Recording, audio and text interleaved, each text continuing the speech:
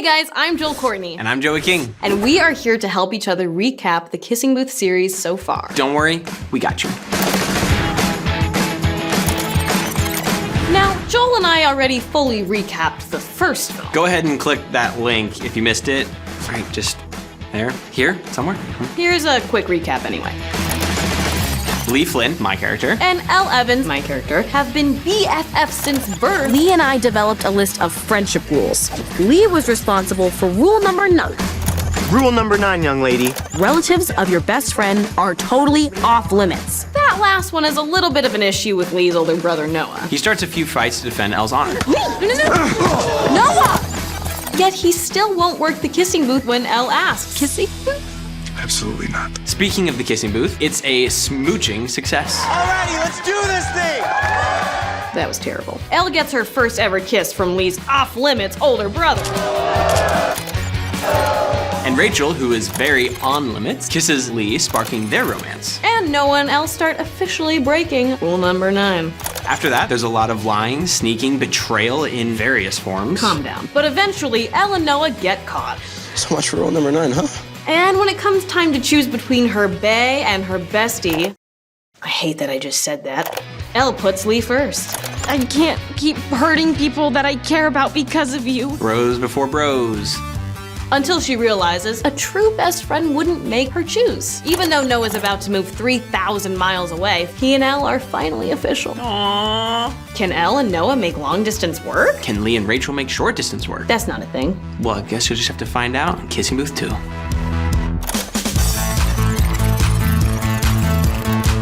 When the Kissing Booth 2 starts, Noah is away at Harvard and Lee is now Big Flynn on campus. Elle and Noah are still together, but like a mature adult, she's giving him his space. Maybe a little too much space. I don't want space, I want you. Okay, so Elle and Noah have a few communication things to work out, but they're still going strong. Meanwhile, Lee, Elle, and Rachel are gearing up for senior year. And what happens during senior year? Senior skip day! No. Senioritis? Yes, but no. College applications. Right, looking towards the future. Which brings us to rule number 19. Always go to the same school as your bestie. Elle and Lee apply for UC Berkeley together, following their mother's footsteps. But those plans change when Noah encourages Elle to apply to other schools. Maybe you can come to school here with me. But for some dumb reason, Rule number 19. Elle decides not to tell Lee about all those other applications. Applications to Boston University, Tufts, Boston College. Harvard? Yes, and Harvard. Sorry. Regardless, they've still got a lot to do before college acceptances come in. Like beating the new high score on the Dance Dance Mania machine. What the hell is that? MVP is going down. And of course, hosting another kissing booth. Everybody in favor of Dance Club doing a kissing booth this year for the fundraiser, please signify by saying aye. Aye. And what would the Kissing Booth 2 be without 2 kissing booths? I'm pretty sure it's still just one booth, dude. We forgot about the presentation for the kissing booth. Oh my god. And they don't have any kissers lined up again. So we didn't actually get anyone yet, did we? That is correct, yes. And who is this year's most requested kisser? Marco, the new boy in school. Sweet mercy. Boy, that is a man. Elle is tricked into complimenting Marco over the school intercom. I don't know whether to lick it, smack it, bite it. I want to do all 3 of those things. Now, that's what I call a thirst trap. Lee encourages Elle to ask Marco to work the booth. But that's not really Marco's thing, so instead, I'll play you any game here for it. he challenges Elle to a duel. It's DDM, not Hamilton. Oh my god! And of course, she wins! Now, if Elle can only win that $50K DDM contest and pay for college, that may or may not be Harvard. Meanwhile, Lee and Rachel actually are having trouble making the short distance thing work, mainly because of Elle's strict DDM practice schedule and constant presence. Lee has some trouble balancing his relationship and friendship, and Rachel's had enough. I know that Elle is your best friend, but this has got to stop. Lee tries to patch things up with Rachel while Elle visits Noah in Boston. Elle and Noah are having the best time! Until she meets Chloe. The impossibly hot supermodel goddess that is definitely not into Noah. Hello, gorgeous. It gets worse when Elle finds Chloe's earring under Noah's bed, and then reads Noah's text from Chloe while he's in the shower. Ooh. Yeah, that's not good. And even though Noah tells her that nothing is going on between them, Elle is having a lot of trouble trusting him. If you're telling me that nothing has happened, then I believe you. Good. Thankfully, Lee and Elle's DDM practices for the competition are going great. Oh, wait a second. No. No, they're not. Which is why Lee convinces Marco to step in and step up. There's no way I'm gonna do it. Why not? I'm already doing her kissing booth. That, and it gives Lee more time to spend alone with Rachel, without having to tell Elle that he needs to be spending more time alone with Rachel. Don't worry, I took care of everything. Nailed it. Elle and Marco start to practice together a lot. And sure, their practices are challenging. You know what? If you don't want to take this seriously, we should just call it off. But soon, Marco reminds Elle to just have a good time. Just gotta let go. They even take a break and have some dinner. Ride the Ferris wheel, relax on the beach at sunset. That makes it sound like a date. It wasn't a date. Meanwhile, Lee has a plan to win Rachel back with a romantic intercom stunt. I love you, Rachel.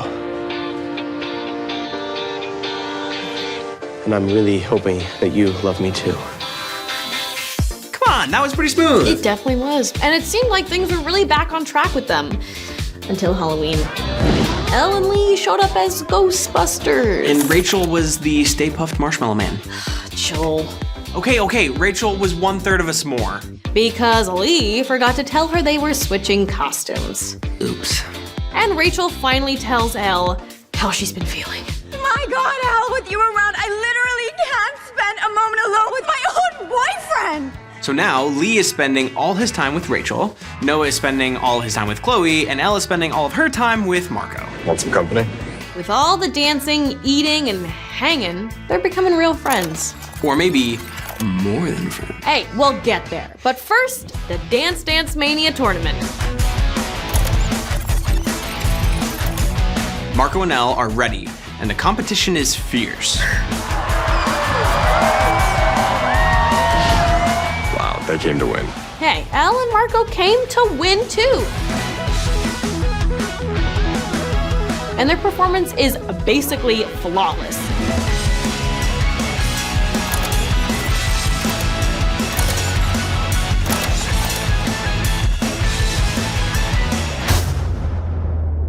Except for the part where Elle cheats on Noah with Marco. I don't know, I thought it was kind of an exciting ending. Almost as exciting as discovering a bunch of secret college applications in your BFF's backpack. Anyway, Elle and Marco win the competition. But when she sees Noah in the audience, all she feels is a loss. Elle is hoping everything will get sorted out with Noah and Lee at the Flynn family Thanksgiving dinner. Yeah, because everyone knows that holiday dinners are the perfect time to have calm, level-headed discussions about issues on which you fundamentally disagree. She's my best friend. You lied to me. Nothing goes better with turkey than secrets, lies, and infidelity. This has been lovely. Chloe, always a pleasure, but I think it's time for me to head out too. So, If only Elle had actually talked to Lee about college. Well, if only Lee had actually talked to Elle about Rachel. If only Noah hadn't lied to Elle. If only Chloe hadn't been so freaking gorgeous. Needless to say, everyone is soon sad and single, like a bunch of Eeyores. But Elle and Lee finally have a real conversation about everything that's been going on with them. I had to make a choice. And things start looking up again when Lee wins Homecoming King. Lee Flynn!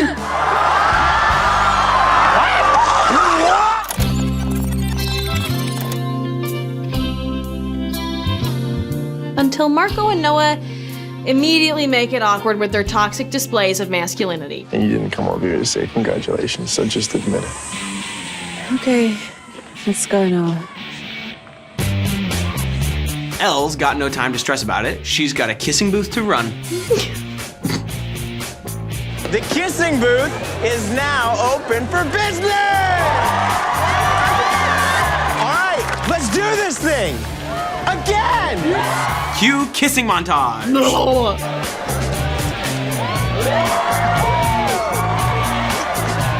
Ah, young lust. Elle sneakily sets up Lee and Rachel to kiss each other. And Lee wins Rachel back. I missed you. I missed you too. Yes! Pretty soon, it's Elle's turn in the kissing booth.